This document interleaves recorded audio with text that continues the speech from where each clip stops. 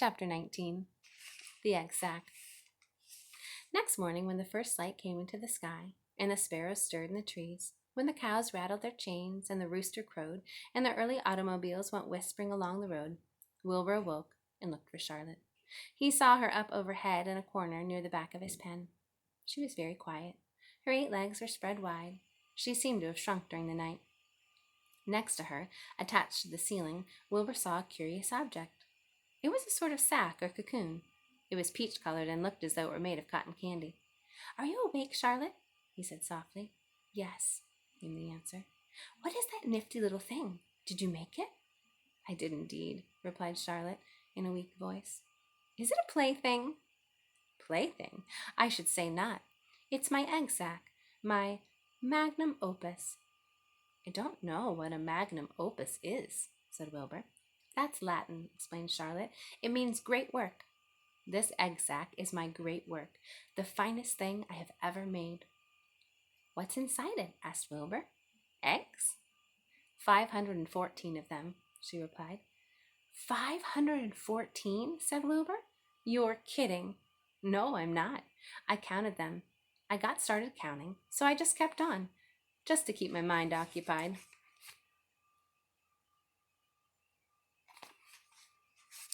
"It's a perfectly beautiful sack," said Wilbur, feeling happy, as though he had constructed it himself.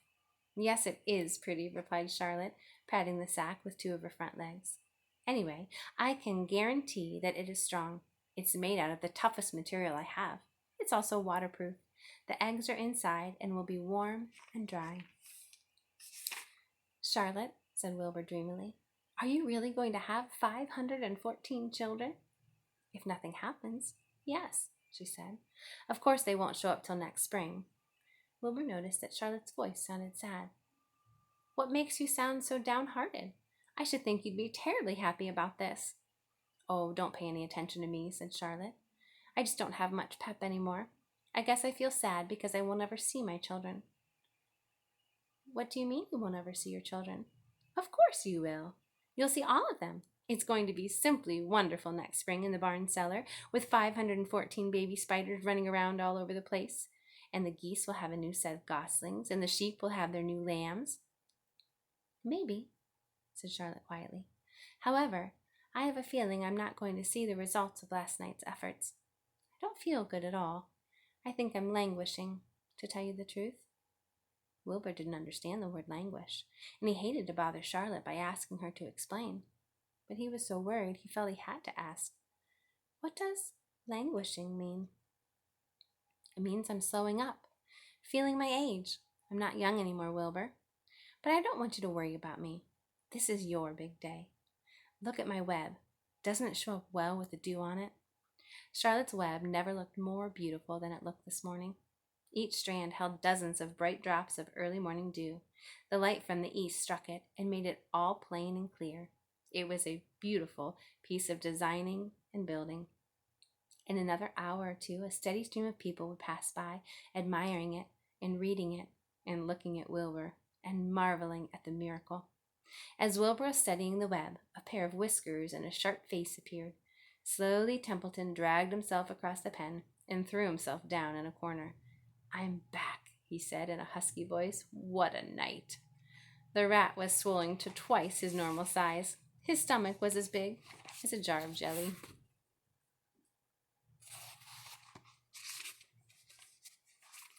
"What a night," he repeated hoarsely.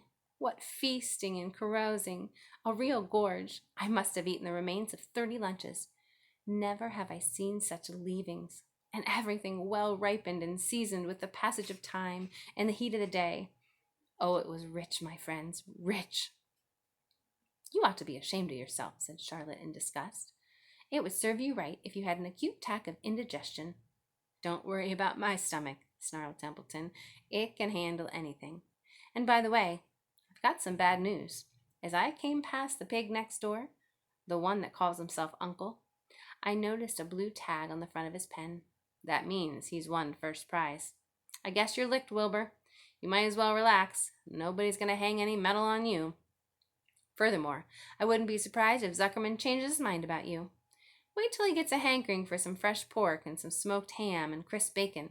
He'll take the knife to you, my boy." "Be still, Templeton," said Charlotte. "You're too stuffed and bloated to know what you're saying. Don't pay any attention to him, Wilbur." Wilbur tried not to think about what the rat had just said. He decided to change the subject. "Templeton," said Wilbur, "if you weren't so dopey, you would have noticed that Charlotte has made an egg sack. She's going to become a mother. Free information, there are 514 eggs in that peachy little sack." "Is that true?" asked the rat, eyeing the sack suspiciously. "Yes, it's true," sighed Charlotte. "Congratulations," murmured Templeton. "This has been a night." He closed his eyes, pulled some straw over him, and dropped off into a deep sleep. Wilbur and Charlotte were glad to be rid of him for a while. At 9 o'clock, Mr. Arbel's truck rolled into the fairgrounds and came to a stop at Wilbur's pen. Everybody climbed out. "Look!" cried Fern. "Look at Charlotte's web! Look what it says!" The grown-ups and the children joined hands and stood there studying the new sign. "Humble," said Mr. Zuckerman. "Now isn't that just the word for Wilbur?" Everybody rejoiced to find that the miracle of the web had been repeated. Wilbur gazed up lovingly into their faces. He looked very humble and very grateful. Fern winked at Charlotte. Lurvy soon got busy. He poured a bucket of warm slops into the trough, and while Wilbur ate his breakfast, Lurvy scratched him gently with the smooth stick. "Wait a minute," cried Avery. "Look at this." He pointed to the blue tag on Uncle's pen. "This pig has already won first prize." The Zuckermans and the Arable stared at the tag. Mrs. Zuckerman began to cry. Nobody said a word. They just stared at the tag. Then they stared at Uncle. Then they stared at the tag again. Lurvy took out an enormous handkerchief and blew his nose very loud. So loud, in fact, that the noise was heard by the stable boys over at the horse barn. "Can I have some money?" asked Fern. "I want to go to the Midway." "You stay right where you are," said her mother. Tears came to Fern's eyes. "What's everybody crying about?" said Mr. Zuckerman. "Let's get busy, Edith. Bring the buttermilk." Mrs. Zuckerman wiped her eyes with a handkerchief. She went to the truck and came back with a gallon jar of buttermilk. "Bath time," said Zuckerman cheerfully. He and Mrs. Zuckerman and Avery climbed into Wilbur's pen. Avery slowly poured buttermilk on Wilbur's head and back, and as it trickled down his sides and cheeks, Mr. and Mrs. Zuckerman rubbed it into his hair and skin. Passerby stopped to watch. Pretty soon quite a crowd had gathered. Wilbur grew beautifully white and smooth. The morning sun shone through his pink ears. "He isn't as big as the pig next door," remarked one bystander, "but he's cleaner. That's what I like." "So do I," said another man. "He's humble, too," said a woman, reading the sign on the web. Everybody who visited the pen had a good word to say about Wilbur. Everyone admired the web, and of course, nobody noticed Charlotte. Suddenly a voice was heard on the loudspeaker. "Attention, please," it said. "Will Mr. Homer Zuckerman bring his famous pig to the judge's booth in front of the grandstand? A special award will be made there in 20 minutes. Everyone is invited to attend. Crate your pig, please, Mr. Zuckerman, and report to the judge's booth promptly." For a moment after this announcement, the Arables and the Zuckermans were unable to speak or move. Then Avery picked up a handful of straw and threw it high in the air and gave a loud yell. The straw fluttered down like confetti into Fern's hair. Mr. Zuckerman hugged Mrs. Zuckerman. Mr. Arable kissed Mrs. Arable. Avery kissed Wilbur. Lurvy shook hands with everybody. Fern hugged her mother. Avery hugged Fern. Mrs. Arable hugged Mrs. Zuckerman. Overhead, in the shadows of the ceiling, Charlotte crouched unseen. Her front legs encircled her egg sac. Her heart was not beating as strongly as usual, and she felt weary and old. But she was sure at last she had saved Wilbur's life, and she felt peaceful and contented. "We have no time to lose," shouted Mr. Zuckerman. "Lurvy, help with the crate." "Can I have some money?" asked Fern. "You wait," said Mrs. Arable. "Can't you see everybody is busy?" "Put the empty buttermilk jar in the truck," commanded Mr. Arable. Avery grabbed the jar and rushed to the truck. "Does my hair look all right?" said Mrs. Zuckerman. "Looks fine," snapped Mr. Zuckerman, as he and Lurvy set the crate down in front of Wilbur. "You didn't even look at my hair," said Mrs. Zuckerman. "You're all right, Edith," said Mrs. Arable. "Just keep calm."